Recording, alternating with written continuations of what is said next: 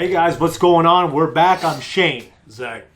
And this is going to be our review for Justice League The Snyder Cut. Going to be because we haven't watched it yet. No, we ain't. I would love to do a reaction. It's a 4-hour movie, and that is a long time to edit and get this thing up. Right now, that's just a hard situation for us, but in the future, we'll be hopefully doing stuff like that much more frequently. That being said, for you guys, Zach has not seen the original Joss Whedon theatrical cut. No, I ain't. So, but you've seen Man of Steel, you like it quite a bit, and Batman vs. Superman, I think you liked, but you had a lot of problems with it. I think it's more along the lines of I thought it was okay. Yeah. Definitely really like Man of Steel. Yeah. Like I love Man of Steel. You haven't seen the extended edition of BVS, which has a cult following and is known, just like Kingdom of Heaven. The director's cut is much better. The Snyder extended cut is much better than the theatrical cut of BVS. Okay. The pacing, I should say, the pacing. The story didn't change, but the pacing is much better. Okay. So the last thing we left off with, for you, Superman is dead. Yeah. He sacrificed his life. Lex Luthor, Jesse Eisenberg. Yeah. He's great. He was great in The Social Network. Just like his really cerebral, fast-talking, nervous. I thought he was a good Lex. He's a little young, but I thought he was a good Lex. I love the way they tried to portray the character. It was interesting. Yeah. I mean, Henry Cavill's great. I really loved their dialogue together. So he creates he uploaded all the all the data from the ship, from Superman's ship, Yeah. and he used Zod and Superman's DNA. He created this monster. Superman sacrificed himself. And this is after him and Batman were fighting. I know you didn't like it at all. I really liked it. The Martha line, for me, I thought it was a great way to do it, and it hasn't been done before. And, you know, that makes him realize, hey, like, he sees the humanity to me, and Superman maybe makes him remember his humanity, because this Batman is much older, much more bitter. Like you. And, I'm trying to think what else. Oh, yeah, he tells Martha at the very end, I failed your son in life, but I will not fail him in death. And I think that's the idea. He's going to form the Justice League. Okay. And at the very end, there's a shot of the dirt hovering over the coffin. Yeah. We all know he comes back. I mean, he does. In the Whedon cut, and I'll stand by my original review of the theatrical cut. I liked it. I thought it was pretty good. It was a lighthearted movie, tonally much different than something I'd expect from Zack Snyder, and of course, it's much different than Zack Snyder's vision. Some interesting tidbits I learned. Zack Snyder hasn't seen the original version. Christopher Nolan wouldn't let him do it. And people asked him, why didn't you trash the movie? And he said, well, I just lost my daughter, so I didn't care about anything else. Yeah. And Jason Momoa, Henry Cavill, Ben Affleck, Gal Gadot, he handpicked them all. And I guess he's got a very good relationship with all those actors. I consider them my friends. And I want what's best for them. And I wasn't going to trash anything that they're in. So I think that's very good form. Very good form. What's cool, another cool thing about this movement is it's here because of the fans. They'll release the Snyder Cut movement on Twitter. They released, I believe, it's like $500,000 for suicide prevention.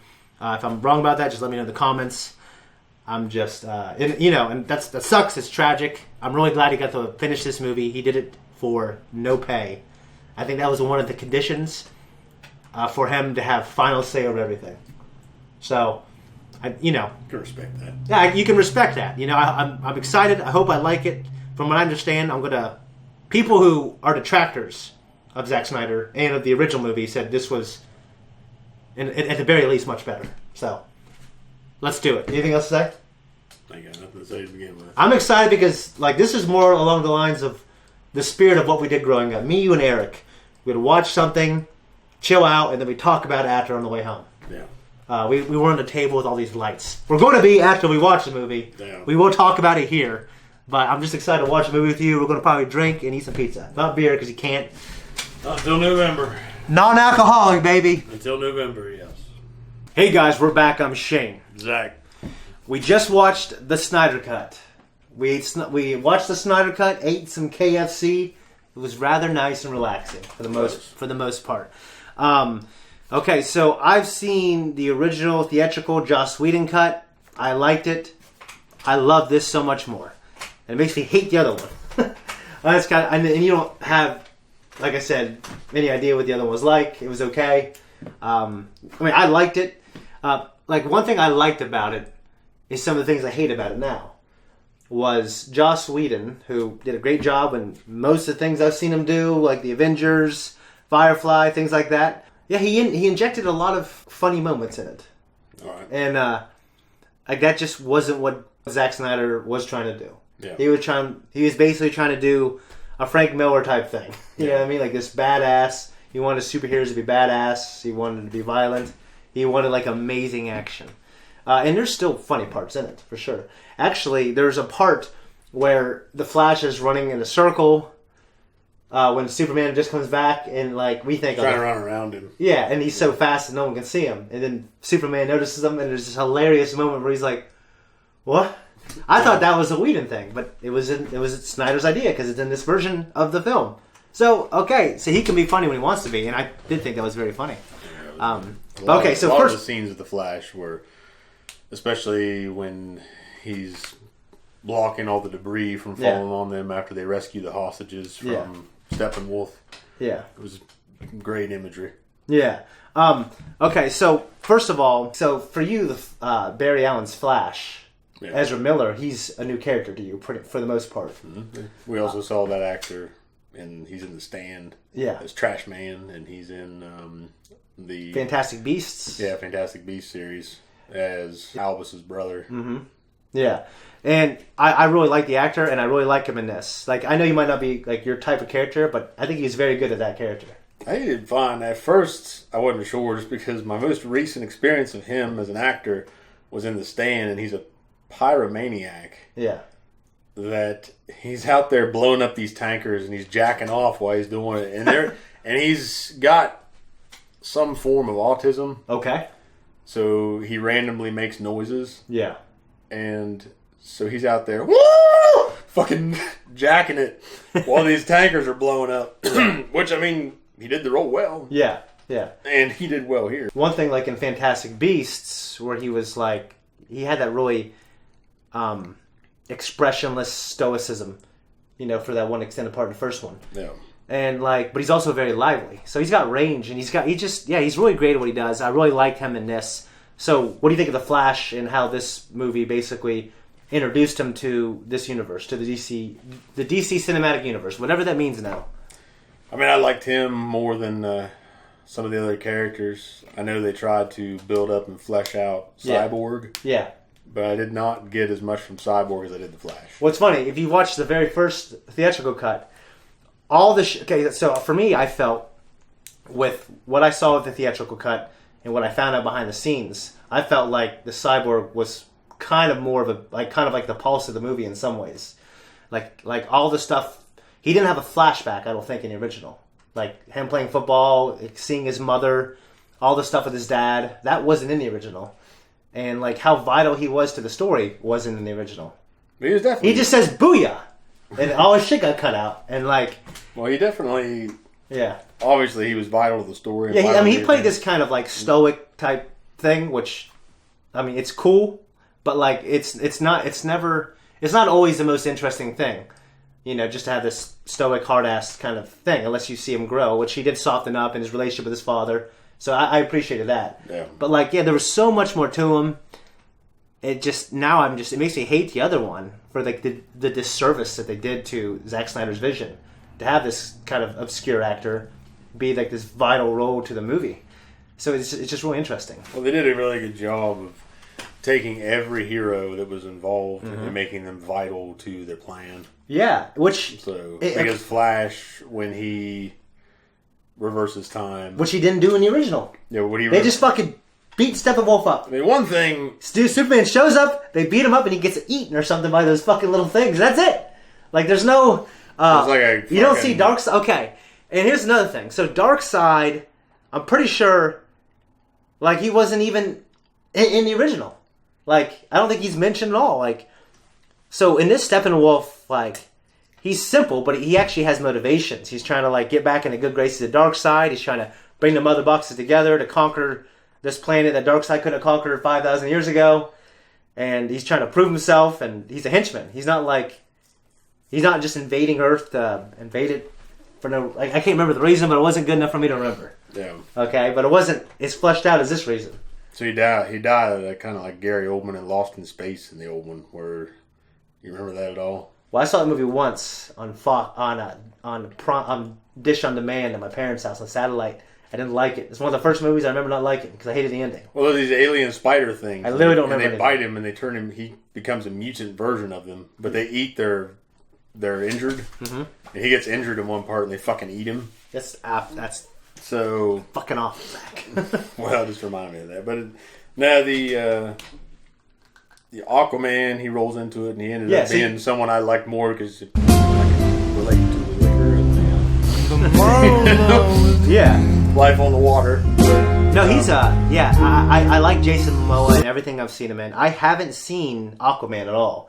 I heard it was very good. From a lot of the friends that I trust and who've seen it, they love it. I just haven't seen it. I ain't seen it. And I ain't seen really anything else that he's been in. Well, yeah, going in, you seen like I like him in Game of Thrones, but he. I forgot he was in that. Yeah, but he kind of didn't.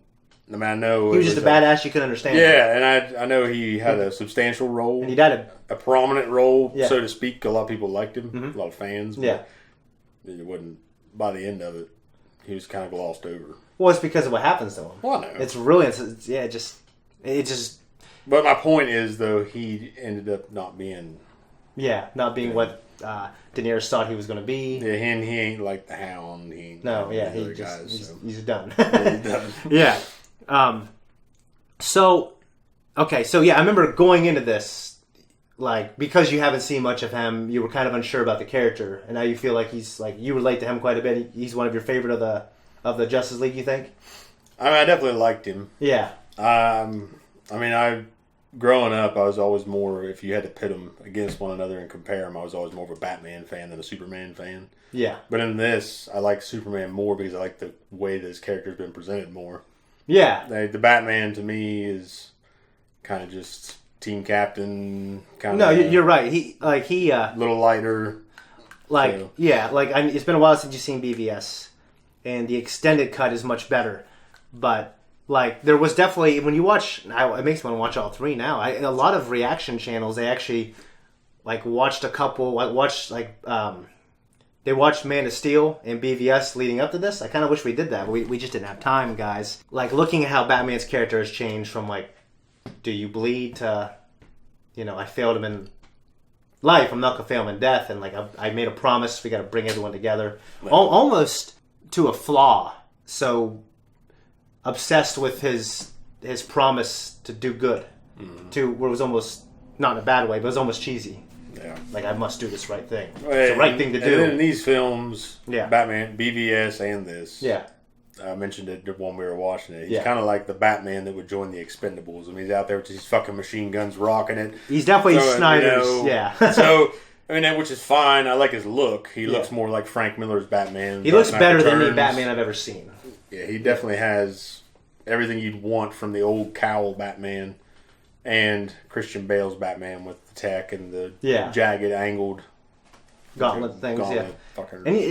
And I can't remember, but like, so he had those energy absorbing gauntlet things. Mm-hmm. I can't remember them in the original, but I don't feel like they weren't there. Well, they may not have been. I don't know. They didn't play a humongous role. No, they didn't. So but it's just interesting. Just a little technical tidbit. That's in there. So Wonder Woman, what'd you think of her?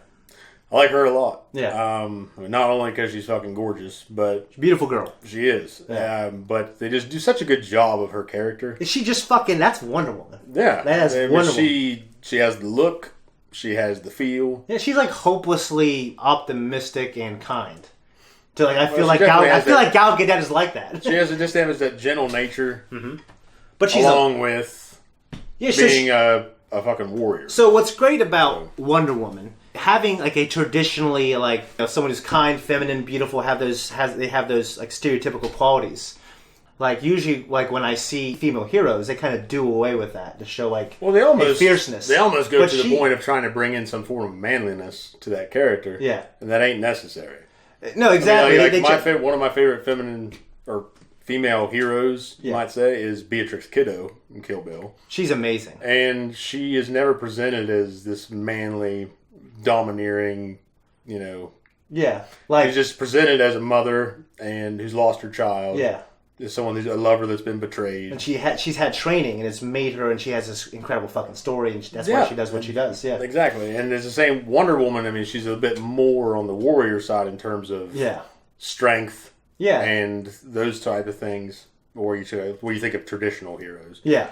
And but they do it in a way, like you said, that still preserves her feminine qualities, which are good qualities. Yeah. So. Yeah, and then and she's still a badass. She's like one of the fiercest of like. She's of the like in terms of her formidableness, her formidability, whatever. Yeah, because the Flash is kind of almost, I won't say nerdy, but for lack of a better term, yeah, he's kind of, I wouldn't even say soft spoken. I don't know how to put it, but like he's like that funny nerdy guy. Like you see him, you mentioned earlier, kind of unrefined. He's kind of quirky, like when he was fighting Superman. I mean, he's just so fast he can dodge the stuff and keep up with them, but he was sloppy. Yeah. He was sloppy. He's not a fighter. He runs fast, and in times when he needed to be brave, he was brave. He's intelligent. He's fast. Yeah, because I know you saw the original Wonder Woman. It wasn't your favorite, but I know you're big on villains. Maybe revisit after you watch this one. I didn't say you. Well, I mean, when you say it that way, it makes it sound like it wasn't my favorite, so it means that I just didn't like it. Yeah, I did like it. I did think it was a good movie. Yeah, I just think that when you develop a story with a villain, especially a superhero film, it needs to be a good villain. And then I think several, it ain't just Wonder Woman. I think Doctor Strange made that mistake, where they didn't really have a good threat. Yeah. Where they're developing a character, but when you go to the point of involving some ancient evil or some malevolent force, don't do it a disservice. No, I get you. So, like, you and I... It becomes anticlimactic. Because in Wonder Woman, I kind of already knew by that point, right before Ares became revealed, that guy's probably Ares. Well, and then, of course, irrefutably, his best role was Einan from Dragonheart. Well, that actor. Yeah, I knew that actor wouldn't just be cast in the movie just to be some fucking snuff that just, That's what's great about the Avengers movies. They have so many they have Matt Damon come in and be an actor in the Thor movies. Yeah, well, the Avengers movies, even with Baron Zemo and Captain America Civil War, he ain't a guy that's out there. You know, he ain't the Thanos. He ain't Steppenwolf. He's not just fucking beating people down. Yeah. And it looks like we're going to see him again in Falcon and the Winter Soldier. Mm-hmm. And he's just an intelligent guy. Yeah. Who plans things out. He's kind of like the Mr. Glass to a point. Glass. Yeah. They always call me Mr. Glass. Yeah. But I'd like to see, even if they ain't out there going toe to toe and doing extremely violent things on screen, they're capable villains. Yeah, like when the Star Wars universe flushes out, especially the prequels, flushes out the geniusness of Palpatine. Yeah. Like, we have some great scenes with some great scenes with Palpatine in his action, some terrible scenes. But what's so great about him is he doesn't need to do those things. Wait, Maul, yeah. The first and only time you see him is he just shows up, he looks badass, he's a badass fighter, and then he dies. Yeah. So you didn't need any more from him. No. But he was a force to be reckoned with, and you knew it. Yes. By the end of the movie, you knew, okay, this motherfucker, shit's going to go down. Mm-hmm. But, Doctor Strange, you got Mads Mikkelsen in there, and he's doing some, dark shit. Yeah. He's up to no good, and then he just kind of dies. I hear you. You and I have slightly different views on the necessity of the villain. I don't think it ain't necessary in every film. Yeah. Every film don't have to have a villain if the story's right. Like, there's movies like... But if you put a villain in there... Yeah. I mean... Because there's movies that you and I have talked about that I love, and you didn't think the villain was good because it wasn't memorable, and I literally can't remember the villain, and I still think the movie's good. Well, the other thing stood out to you that made that movie good. For me, for instance, in this case, Steppenwolf, he was just kind of a meathead. No, went around. I agree. They smell those mother boxes. We're going to find them. Yeah. And then he's crying, like, please take me back. And Darkseid's like, hey, I want to get there and I want to kill everybody. Mm-hmm. And the villains in this story weren't the driving force, and I wasn't real impressed with them. Yeah, but they did such a good job of portraying the story and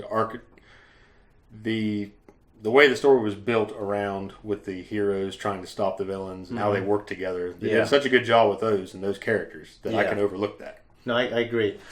So, because I'm seeing it from the point of view where the villain had absolutely no motivation in the first one. Well, I get that, but I'm just saying in terms of... Yeah, in general... I know you've seen a worse version of this film. Yeah, so like... But I'm saying that even in this film, the villain ain't that great. And I'll tell anybody that. So you ain't going to go into this thinking the villains... You ain't going to get a Thanos. Yeah. You ain't going to get a Heath Ledger's Joker. Yeah. Or even Aaron Eckhart's Harvey Dent. Yeah. So I agree. They're definitely not on that level. Like in the old one, I thought they were serviceable for the heroes to beat up. In this one, I feel like they're much more serviceable, and the heroes are much more serviceable. Because for you, though, obviously, to me, it tells me you're looking more on the hero's side and how they develop their characters and their traits and their stories. Yeah. And that goes back to early American Westerns where the villains were just a guy in black. Mm-hmm. And John Wayne's always John Wayne. Yeah. And he always gets his guy. He always rides off in the sunset. And you always have those kind of stories, and that's kind of just a stereotypical viewpoint. Yeah. Where just, and that's fine if everybody wants to do that. Yeah. That ain't me. No, I hear you, yeah. One thing you talked about, and you always, I think, notice this more than me because it's kind of less important to me. But when I notice it, it's nice. You and I both noticed the music.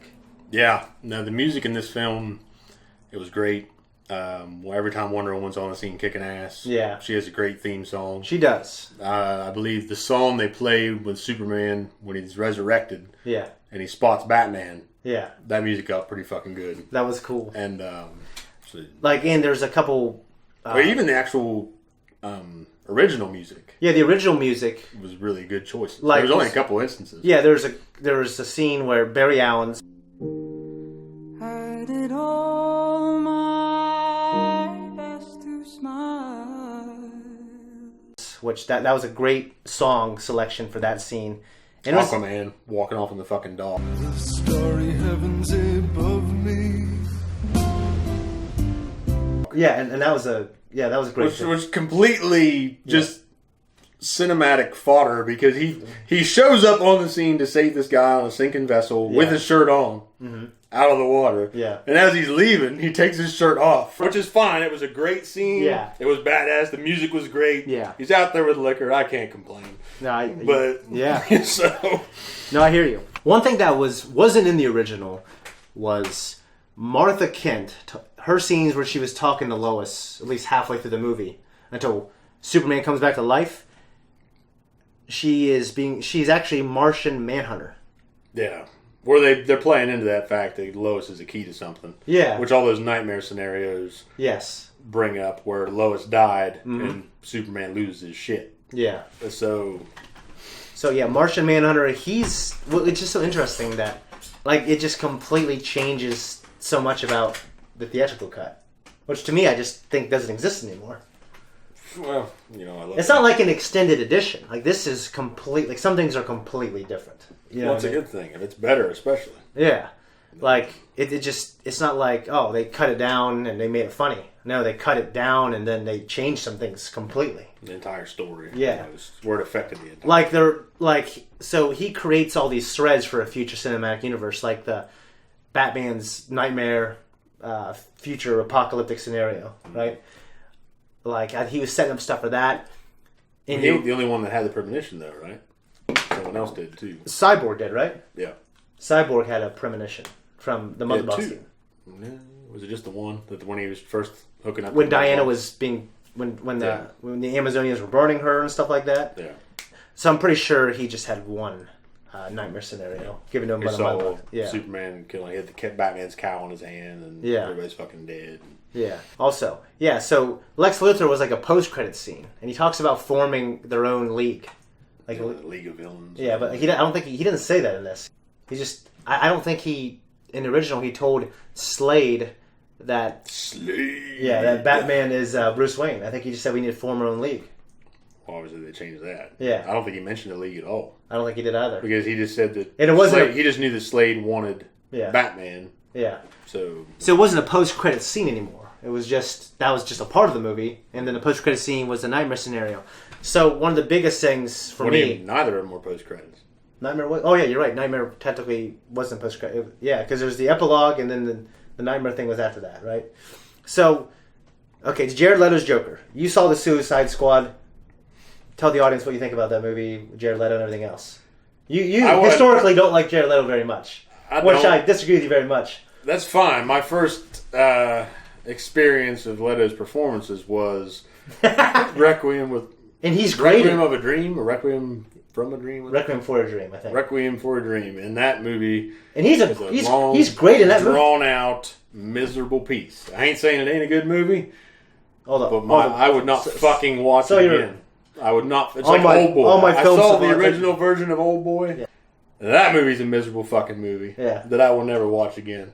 And I saw that they were making the Josh Brolin remake. Yeah. I ain't got to see that shit again. I know what happens. And it's awful. So, no. But, I mean, I saw him... Admittedly, I'm comparing him to Tyrell's character in Blade Runner, the original. Mm-hmm. Which a friend of mine noted that Tyrell was much more human in his character's delivery. Mm-hmm. Whereas Leto was much more Machiavellian. He was much more... He's dark and sinister and almost inhuman. Yeah. So I didn't really appreciate that very much. Okay. I mean, he was just kind of the man pulling the strings because you mostly see his replicant, what's her name? I can't remember either. Yeah. But yeah, she was mostly out there doing all the dirty work and shit. So... Yeah, but Leto ain't my favorite, but you didn't like Suicide Squad. Yeah. That version of the Joker, I did not like at all. I didn't like the grill, the tattoos, all the golden flash. Yeah, and you know, if you like it. Yeah. I don't. Yeah, I definitely. You look at of all the performances and deliveries of the Joker that we've had. I think now I do probably appreciate Joaquin Phoenix's the most. So I like Heath Ledger. Yeah, but.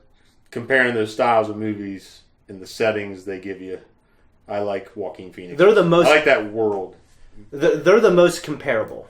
Yeah, but I like that world more. I like because even in Heath Ledger's Joker, or in that Batman universe, Nolan's universe, it is more grounded. They try to make it a little more realistic. I think it's pretty damn grounded. Yeah, it is, but at the same time, it's still a little over the top. Whereas in the version in the Joker, it's very much like this guy's just loses his shit. He was already disturbed to begin with. Yeah. And this is probably, you can see that happening to somebody in real life. Yeah, it's hard for me to compare because they're both, it's like we're talking about two of some of the best things I've ever seen. Like in reality, it's like apples and oranges because they're two different kinds of movies. Yeah. Whereas one's about mental health, pretty much. And one's just about a guy that could be in a big city in this world today. Yeah. Where a guy he gets on... Well, in the 80s, but yeah. I understand the time difference. But you could see someone getting on national television and doing a God Bless America and shooting people and shit. And so that shit happens. There's mass shootings now. So... Yeah. There's been mass shootings forever. But yeah. Yeah, there are. Yeah. There have been. Yeah, so, I guess for me, this is a little tangent, I think Heath Ledger has to me, the best, most... Heath Ledger to me has the best scene out of those two. Like him and he's playing off Batman in the interrogation room. That is a really good scene, and it's how he delivers that character is great. It's very it captures that character really well. Yeah. But still one of my favorite scenes is for the Joker in general is the end of Joker where he's talking to the psychologist. Psychiatrist. The lady is questioning him in the room, and he's laughing to himself. Yeah. She said, "What's so funny, Arthur?" He's like, "I was just thinking of a joke." He's like, "You want to tell me?" He's like, "You wouldn't get it." Yeah. And at the end, he's walking down the hallway, and there's blood on his footsteps where he killed her, and that song's playing. Mm-hmm. He's running from the guards. Yeah. You've always loved a good villain. I've always loved a good hero. As I've gotten older, I've probably been a little more nuanced. Well, I appreciate... it goes both ways. Yeah. A good villain has to have a good hero.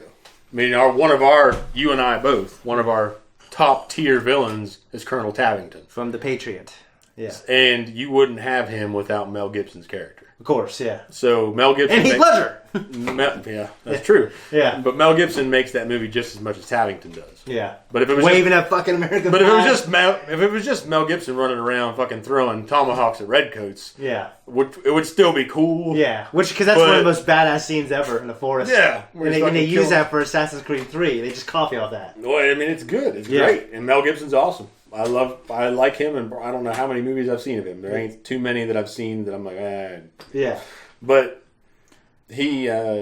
but still Tavington added so much to that film. That's probably the first, mature villain that you and I really liked, I think. It is. We didn't even answer it. So, what... Okay, right. I like this version of Leto's Joker more than the Suicide Squad's version. Yeah, James. He ain't this kind of zoot suit looking gangster with that. Like selling the sexiness of I don't need that from that character. He's supposed to be... Granted, I didn't see Suicide Squad, but... I have, and he wasn't so awful. Yeah. I can't fucking watch this. But he's coming off Heath Ledger. I just feel... And they cut out all his shit from what I understand. I just feel as though he wasn't necessary. Yeah. I mean, that performance wasn't necessary. I mean, Harley Quinn could have been just as good and just as gorgeous. Yeah. Without his involvement whatsoever. And I heard her movie is very good. Even though I had no interest in seeing it. I heard it was so good that it needs to be seen. What, Birds of Prey? Yeah. Well, I kind of get her appeal, but I never really saw the necessity for Harley Quinn, because I never really saw the necessity. Yeah, she was created for the Batman anime series specifically, right? But I never saw the necessity for the Joker to have a woman. Yeah. I mean... I never saw the need for that, but people like it. Yeah. And that's fine. Mm-hmm. But anyway, Margot Robbie does a great job delivering the character. Margot Robbie does great. She's great. There's a movie she's in. It's based off a book I read growing up. Our buddy Gus Lindemood. I stole from his sister. It's called Z for Zachariah. Yeah. And she plays. It's kind of a grown-up version of the character. It's really good, and she's great. It's an independent movie. It didn't make any money, but it was fucking good. We've been given so many great versions of him. Yeah. You can't. It's probably a disservice to that man to hold him up to him and say, well, it really would.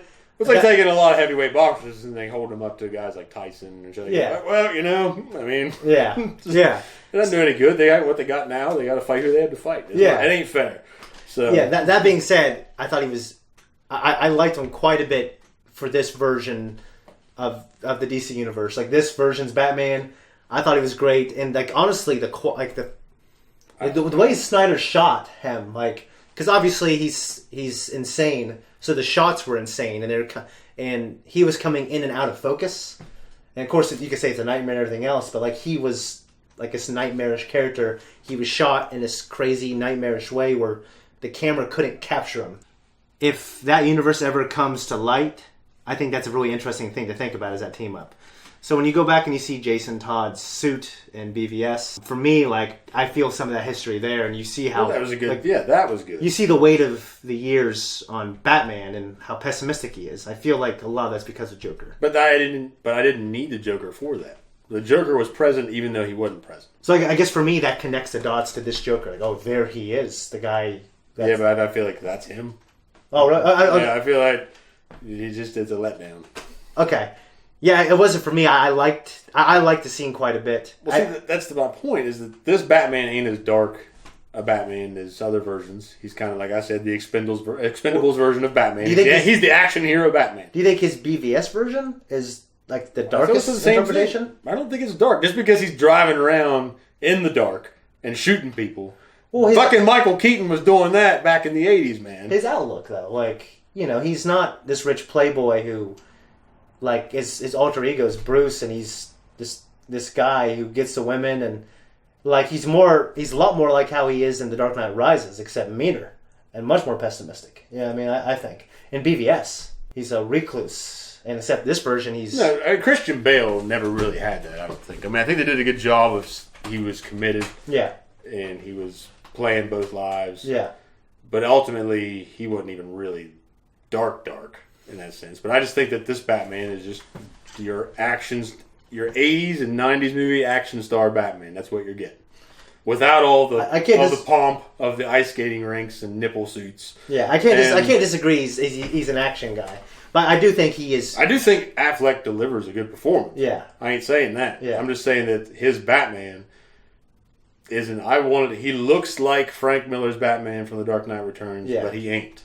Okay. The way that Miller writes that character, is you can tell he's disturbed, you can tell he's dark, you can tell that. I guess I would say in BVS, I've read those, and I've seen the animated adaptations of one of his graphic novels. I guess I felt that in BVS until Superman. Well, maybe I'll get what I'm looking for with Pattinson's Batman that's coming. I don't know. Maybe. I mean, I don't know. And I look forward to that. I like the trailer quite a bit. Robert Pattinson, I know he was in Twilight. I've never seen it, But I liked everything else I've seen in it. Yeah. Especially Harry Potter. Yeah, I mean, he was only in that. Yeah. He was only in that very briefly. I liked him in The Lighthouse. That was a very dark and twisted role that he played in that. Yeah, It's a very dark and twisted movie. Yeah. So I hope that he can give that Yeah. aspect of Batman that we really ain't ever gotten from a film. He looks like him. He talks like him. Yeah. So, yeah, what do you think of his... Like, you've seen BVS. I guess we want to talk about that. I mean, I don't want to get into the whole Christian Bale's voice versus, all the other ones, Well, I don't know about the digitally enhanced voice where he has something in his suit that makes him sound... Yeah, because I think I like that more than Christian Bale going, like... Swear to me! I like Batman Begins much more than what he decided to do after. Even though Batman Begins is by far my least favorite. I don't know if they caught a lot of criticism. Like, well, let's maybe not do that. I don't know what happened. He changed it up, and I thought it was worse, personally. I thought the first one was great. It was just a lot lower. It wasn't as bellowing growl when he's yelling and intimidating people. The first one, was always like... He was scary. He was like a nightmare. The second one, he was... I like that. I don't know. And I love those movies. I'm not wearing hockey pads. I thought that was funny. It was funny, but my point is just that's the difference. He's got that fucking dirty cop hung up by his ankles. Yeah. Swear to me! Yeah. And then the next one, he's almost like a hoarse whisper. Yeah. Yeah, it's like very throaty. Yeah. Like this instead of this, Yeah. Yeah. You did mention in these films that Henry Cavill is now the Superman. He's your Superman. That or Tom, because I have a big affection for Tom. Well, that ain't what you said down there. Yeah, I mean, when I'm looking at him, I can't deny. Sorry, Tom, but because Tom Welling, you go on a 10-year journey with him. I don't care. But like Henry Cavill, when you look at him, you're fucking reneging on it now. I said when you look at him, it's like he's absolutely Superman. You can't convince me that he's not. Tom Welling, past season 4 of Smallville, he gets kind of chubby and they don't take his shirt off anymore. You know what I mean? They didn't make him work out either. So. No, yeah, I mean, yeah, just he Cavill, gets old. Henry Cavill has the look. Yeah, he's got the kind of the handsome facial structure. Mm-hmm. He's got the bod. Yeah, he's got all that going on for him. And he just when he fucking does the fucking laser eyes, it's like the coolest fucking thing ever. My favorite part of that was when we mentioned it earlier, when he sees the Flash. Mm-hmm. And the Flash, there's a second there when the Flash is going around him, and Superman ain't even looking at him. He's looking at the three in front of him. Yeah. But all of a sudden his eyes turn, his eyes only, and see him. And he slowly turns towards him. It was pretty because the Flash's face is... How does he see me? Yeah. It was good. I mean, the Flash was a pleasant surprise. Mm-hmm. He had great... The only part I didn't like, mainly that I'm like, why did he do that? Which I have a few why did this happen moments in this movie. Other than the look cool. Yeah. Yeah, but when Wonder Woman was trying to grab her sword the first time they fought Steppenwolf, and she jumped towards her sword and it's falling down that tower. Yeah. And the Flash does this whole scene where he's running around this fucking tower just to tip the sword back to her. She catches it, it still just lands down there with the sword. Yeah, so there was no point to it. Yeah, so I agree there. Like, and maybe we're missing something. If we are, let us know. No, there ain't nothing to miss, man. He didn't do anything. She didn't do anything. That's what I'm saying. I think you're right. Like, it was almost like a thing where he just helped out the hot lady. Yeah. It's like, because she would have got it a second later. Yeah, and it wouldn't have mattered. Yeah, literally. It would have affected nothing because she didn't do anything right then. Yeah. She just stood down there after she caught her sword. How do you feel? Because most people feel like the action and like Zack Snyder, I don't think anyone's ever complained about his action. But that being said, this action in this movie is better than the theatrical cut from Joss Whedon. There was just more to it and it made more sense. Well, Batman was driving around in the end. He did that in the original, but in this one it made sense because he kind of runs in that he runs into the, like he's drawing the attention of all those guys and he runs into that tower thing, right? Yeah. His whole purpose in the mission, he actually broke through the shield, knocked down the tower, took down the barrier. Yeah, and that didn't happen in the original. He's just driving around. And then he's driving in the car, and then he blasts his way in. And there's some and they all go with him, and they do the whole battering ram bit. Yeah, so while that's going on, like Barry Allen and I think Aquaman, they're just saving like some civilians that are still there. It's not like... No, Barry I thought was doing the laps. No, but in the original theatrical cut, they're just saving civilians. There's like a couple civilians still there. But the whole point... Well, they changed it entirely anyway. It wasn't like this radioactive place. Yeah, it wasn't quarantined. It was just this crappy-ass town. Yeah, it wasn't quarantined or anything. Yeah. In this version, it was quarantined and only the Russian army was allowed in. Yeah. So, Barry's purpose towards the end of that mission was to build up a charge. Yeah. To give Cyborg the boost he needed. And it sets him up for the future Flashpoint movie that he's going to be in. It sets up a lot of stuff. The fact that he can go back in time. Yeah. Especially if... and I know every time he does that, there's repercussions. Yeah. But the idea, I think that's just a cool. It's great that there's repercussions because if it'd be such a broken story element that you can fix any bad thing with no repercussions. It just makes so much sense for the future of the universe, even though there might not be one. That because I imagine that this nightmare scenario, it was Zack Snyder's plan that was going to happen. Yeah, and that'd be good to see. And even though I got I wouldn't call them complaints, but I would say criticisms. I guess. I ain't a huge fan of Leto's Joker. I don't mean he ain't going to impress me in the future. Yeah. Or that his role won't impress me. It'll make sense. Yeah. Because at this point, it's just, well, maybe it'll make sense. Yeah. So maybe he'll do something drastic because you don't really see him do anything that's violent or twisted or he ain't got any lines yet that were something you can jot down in a book, kind of like up there with Heath Ledger's lines or Joaquin Phoenix's. Yeah. So he just ain't had that airtime.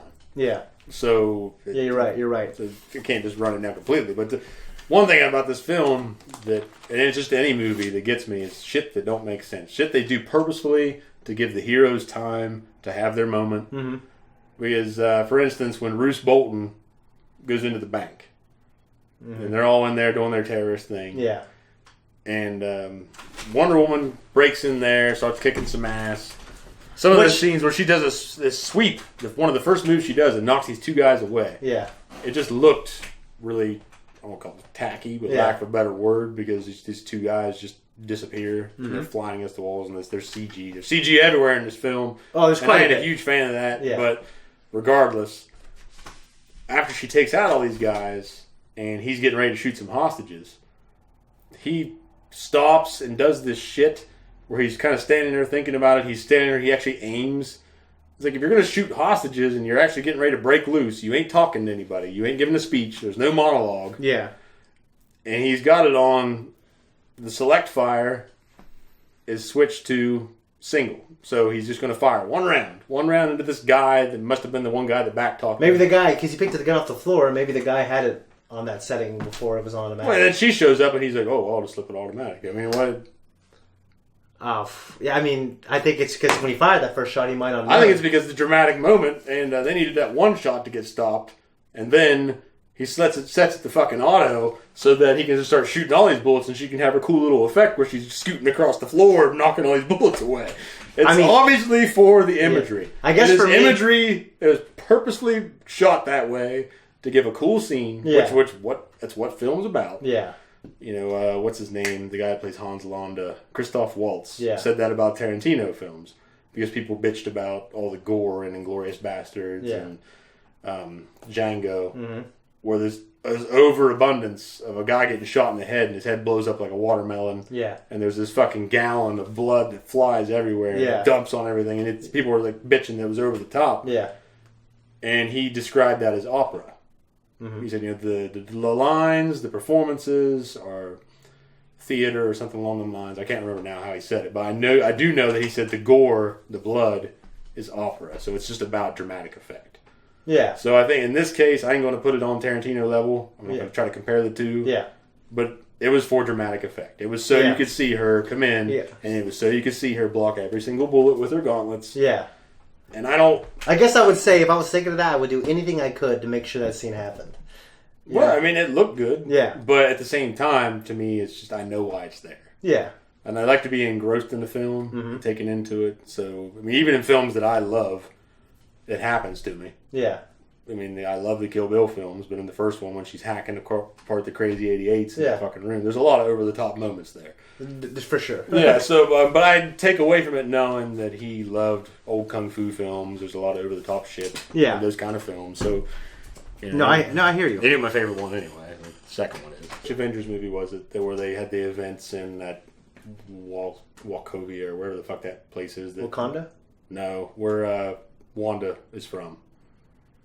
Was it the first event? Was it the? It might have been the very first Avengers film. It was Ultron, Age of Ultron. Yeah, and they're in there.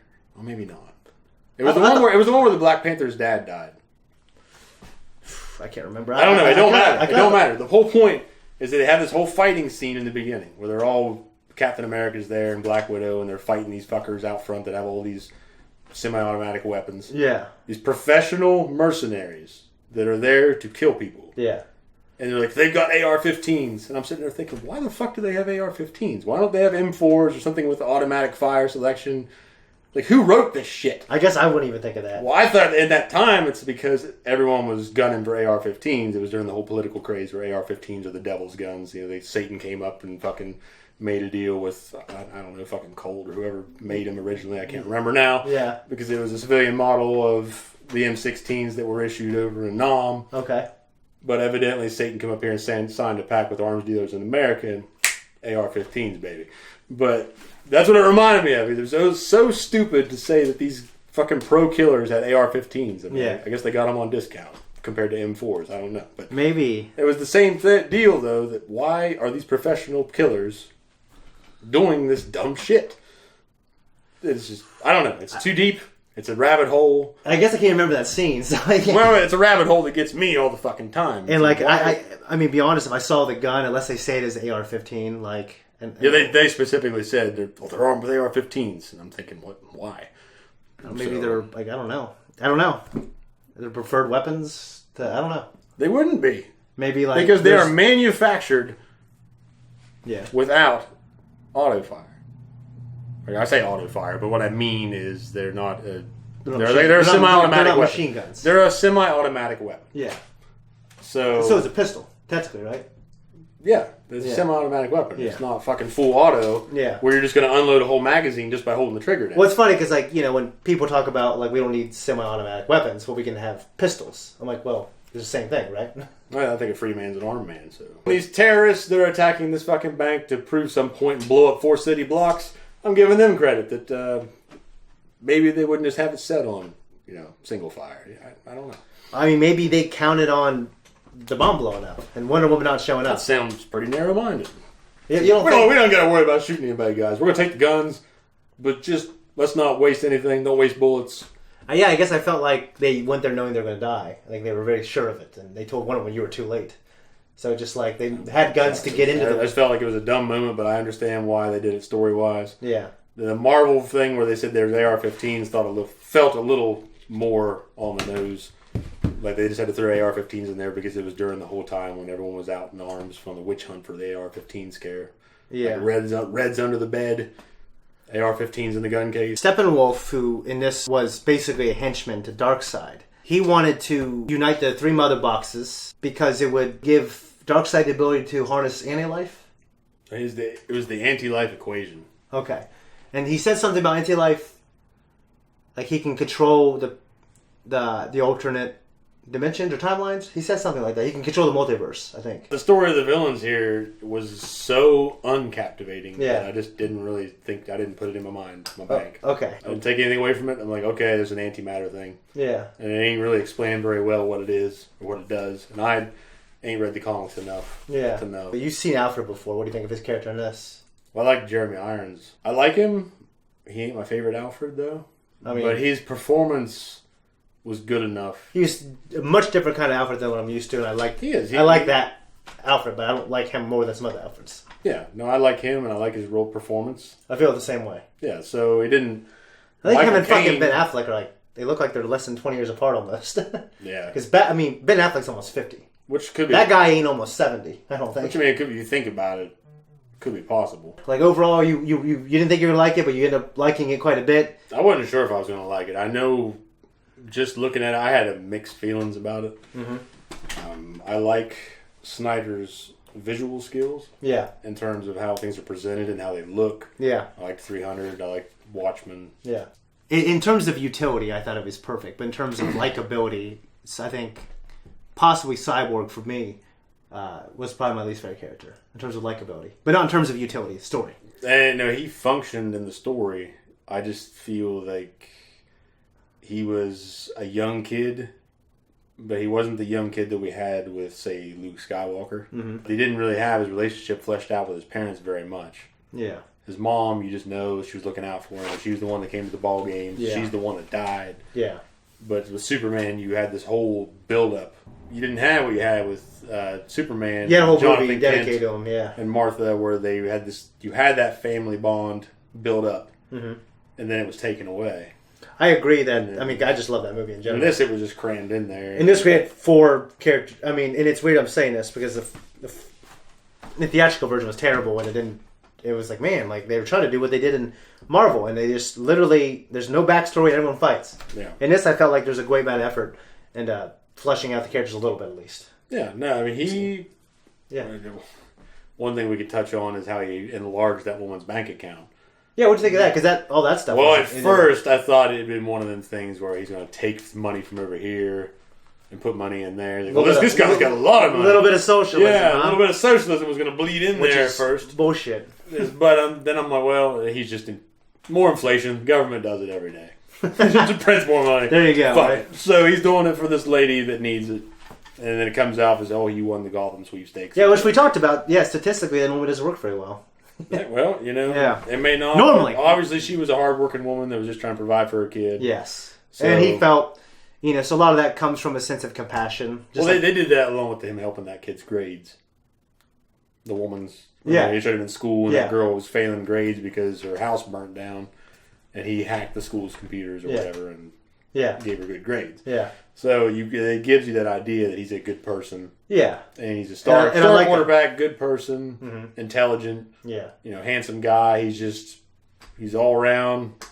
Yeah, and then he's a full package. Then he gets his life ripped from him, basically. Yeah, he's still, it ain't all perfect for him, because obviously he's crying in the car. That softened your heart up a little bit. You watch it. We were making fun of him.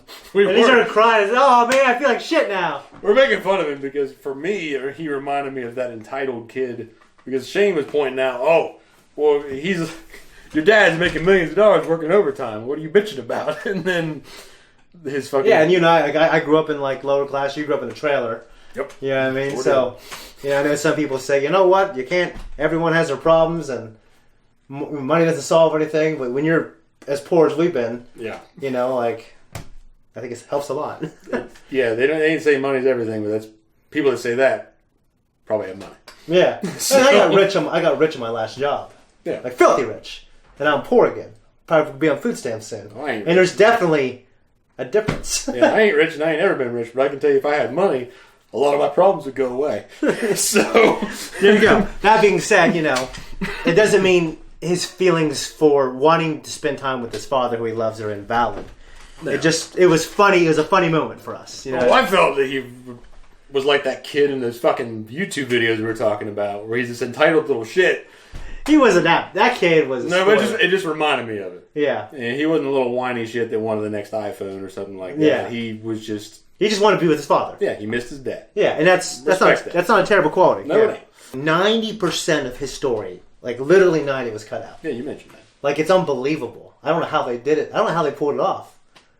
I don't know because I ain't seen it. Yeah, but I think you need to watch it. I don't want to watch it. There's some things I ain't going to watch because I don't even want to put that shit in my. Have you seen the Star Wars Holiday Special? I ain't going to. I've heard it's awful. I didn't see that clip of the goddamn Wookiees. You need to for these guys. You and Jamie. I'm telling you, it's the worst thing you've ever seen in your life. I don't need to see any more bad movies. If they happen randomly, it's just how it is. I ain't going to go out of my way. Some people, I have a friend who it's so bad it's his favorite movie because I know people that like he likes to laugh at it. There's this movie called the Greasy Strangler or some shit. And there's also that movie is what Tommy Wiseau's what's the Tommy Wiseau's movie? What's it called? With The Room. The Room. Some people are obsessed with that movie. Well, some people like to do that shit. But I don't think... Maybe that's why people watch us, because it's just so fucking bad it's good. I don't know. But I don't think the Star Wars Holiday Special has any of those qualities that are so good it's bad. It's perplexing. It's like you're confused and you're sick to your stomach. Okay? I got physically ill and then I lost my job after I saw that movie. Okay? Joss Whedon, you would think the way obviously he was coming in and cutting things up and refilming things. He didn't write it. But in this movie, Zack Snyder, it looked like they were really functioning so much better as a team. No, they did that really well. Really well. And then in the last movie, the Whedon theatrical cut that I saw, it wasn't like that at all. In fact, there were moments they were trying to make Batman and Wonder Woman argue and create tension. They were arguing over shit. In this, they agreed. And they all recognized the threat. Yeah, they recognized that. They agreed. There wasn't... They had some dissenters because Aquaman, he wasn't in on it to begin with. At first, but like, I sensed this character's going to be like that, and it made sense to me. And then when it was time for him to become part of the team, he did. And there was no dissenting that annoyed me after that. Well, they made him the bad boy of the group. Yeah. And but, like, when it was time for him to step up and be a part of the team, he was. Yeah. Flash accidentally runs into him because Superman moves. Oh, yeah. He fucking tackles him into those steps, and when they wake up, Aquaman points at him. Yeah, that was funny. He's like, I was so sorry. Yeah. So when he comes back, he's wearing the black suit. The black suit wasn't in the original. What'd you think of that? I liked it. It looked good. It was a cool choice for him to come back instead of the classic, red, yellow, and blue. Yeah. So, I liked it. And I think you and I both agree that, like, Man of Steel is a great movie, and just the way Snyder chose to flesh out kind of like this... It's not like he's like they really made you believe this is an alien from a different planet that have different customs and cultures, and, like the mothership had the technology of 10,000 different planets and cultures. That's why it was able to do what it was able to do, and that's why they were such a sophisticated race. Did you catch where in the nightmare scenario at the end, the Superman was in his classic uniform? Yeah. As opposed to the black that he's wearing now. Yeah. So I guess it made more sense to me that he would wear the black, that he would continue in the black. Well, you'd think so. I guess it's kind of cool to flip that around. Yeah. Where the evil version of Superman or this broken version of Superman is wearing the classic colors. Yeah. Yeah. It's like a bastardization of the shield on his chest, right? I just love the idea that the shield is his family crest, and it's not an S. It means hope. Yeah. Yeah. How'd you feel about the way Superman was brought back? It was okay. I liked it. It was that was kind of the same. Well, they developed some tension. Yeah. With Cyborg saw everything that was going to happen. Yeah. I don't think that happened in the original, but like in terms of Flash coming and charging it and stuff like that. Yeah. But I was surprised that he told him to go ahead with it, even though he saw all that shit. So maybe he thought it was worth the risk. Yeah, Jason Momoa, he's like, "Don't do it." Yeah, he's like, Batman's like, "Fuck, abort!" Or something like that. So. Yeah. No, but it was good. Yeah, yeah. I'm personally really glad that Zack got to finish his movie. He did it for no profit, and I'm sure there's. Yeah, it's great. He dedicated it to his daughter. Yeah, and that's just a terrible fucking thing to think about. Yeah, I mean, it hits home. It really does. Yeah, so and I know when you hear like Henry Cavill and especially Jason Momoa talk about Zack Snyder, like that guy's like a fucking dude. He's a brother. He's like a cool dude that they're friends with. It just shows you how you treat your employees. Yeah, and like in 300, like he worked out with the team in the mornings, which is crazy to think about. At least he did for a while. I know he didn't do the fucking 300 workout test. Yeah. Very few of them did. He knew the crappy guy, the Athenian, was it the Athenian? No, who's that guy that they met and they just, not the Spartans, but the other Greek guys? Yeah, the other Greek leader. I can't remember where they were from. Like the other crappy guy. The brawlers. Yeah, that bald guy. Yeah, that guy did it. He's like the only ones who did it, the actors. Yeah. Yeah, and he like doesn't. And I know like so much. They do that. So much of this is genetic, and so much of it is like the diet they cut down before specific scenes. Yeah. That guy didn't look like a fucking Spartan. He's the only one who fucking did that. You know who else did a similar workout? Was the guy who played Billy Bones in Black Sails. Oh, really? Yeah, he did. I don't know if it was the exact workout. What was his name? He was fucking. He's jacked. He's big. He's a big man. He's tall as fuck. He's tall and jacked. And he's jacked. Yeah. And then in Black Sails, he was fucking huge. Yeah, I mean, I'm really happy that we did this. I'm happy about this movie. I'm happy that Zack Snyder did it. I'm happy that Ray Fisher has vindication because a lot of his stuff was cut out. And I don't know about behind the scenes and motivation if was there anything racist about it. But they definitely fucked him over and cut out 90% of his shit. And now he's got a chance to shine. He was great. I liked him quite a bit. It wasn't like, not every character was super, super developed. But I was, for the most part, really happy. And it did leave on a cliffhanger. Wouldn't it be so cool, you and I talked about this, if they made like a Snyder DC universe that came out for HBO Max? I'd watch it. Yeah, I would too. I ain't seen a lot of these. You've seen what I've seen? Wonder Woman, BVS, and this. That's like, the only thing else I've seen is the original version of this. I didn't see Aquaman. I didn't see. Oh, I'm sorry, Man of Steel. Oh yeah. I've seen Man of Steel. And I didn't see Aquaman. I didn't see Wonder Woman 2. Okay. Yeah. Which you've seen Wonder Woman, and you haven't seen Aquaman or Wonder Woman 2. No. Yeah. So we've seen the same deal. Pretty much the same deal. The story of the movie and how it came about is almost as interesting as the movie. Yeah, it is. Yeah. It's worth a watch for that alone. And just the idea that the proceeds to the Snyder Cut, the raising money for suicide prevention, that's just that's a hell of a cause. That's great for Zack Snyder and, you know, his wife Deborah, who produced the movie as well, and Christopher Nolan, who produced the movie originally as well.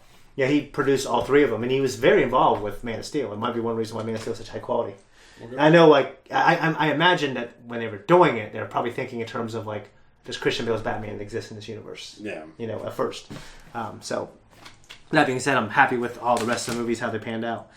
I don't have too much else to say. We've talked for a long time. I'm glad, dude, I'm pumped. Love this movie. And I'm just hoping that we can start to hear some chatter. And he said, do not get your hopes up. But, you know, I think he said that about the Snyder Cut, too. He said, it doesn't exist. You know, people say it doesn't exist. And then Jason Momoa was like, I've fucking seen it exists. They need to fucking release that shit. It's fucking better. And then everyone's in Ben Affleck, and everyone's like, yeah, you know, if the fans want to give it to them, why not? And then, like, and now everyone has come forward to say, yeah, the Joss Whedon reshoot sucked. And they changed stuff. Like, Gal Gadot was very vocal because they sexualized her a lot more as well in the Whedon stuff. Oh, okay. Yeah. So it just, like, she was pretty vocal about how she didn't like some of that stuff. And just, even without the sexualization, the story wasn't as good. She's a beautiful woman, but yeah, it don't have to be just about that. Yeah, because she's brave and she's fierce. And she can be beautiful anyway, no matter what she's doing. Yeah. So if you just cast her in the role and make her do the part, a serious role. Yeah. You ain't got to really stress the fact. Yeah. You ain't got to remind me. Well, they made some like stupid tension with her and Batman, like stupid stuff. Yeah. Well, I'm pretty sure Alfred was trying to make them go on this fucking candlelit dinner. I don't know. I can't remember. I just remember thinking like, wow, I didn't need that. Yeah. You know, even though I know. Yeah, there wasn't a lot in this film that I've sat back and felt like I didn't really need that. Yeah. I mean, you can sit down and nitpick, but ultimately, I didn't walk away feeling that way. No, yeah, I'm just happy we watched it, guys. I'm happy. Hopefully, you liked our review. I hope you like our tangents because that's how we are. We're probably not going to change too much. I don't have too much else to say, but expect more things like this from the future. We'd like to do more, but we have a schedule that we're trying to stick to, so we're going to do our best to catch all the big things such as this. Other than that, then we're going to stick to our schedule. And look forward to our future things. Anything else, Zach? No. That's it. Guys, thank you so much for watching our review to the Snyder Cut. I hope you liked the review. I hope you liked the movie, because if you didn't, then I don't know what to do. All right? If you like us, you want to support us, just like and subscribe, hit that notification, leave a comment down below, and I'm not too much anything else. That's it.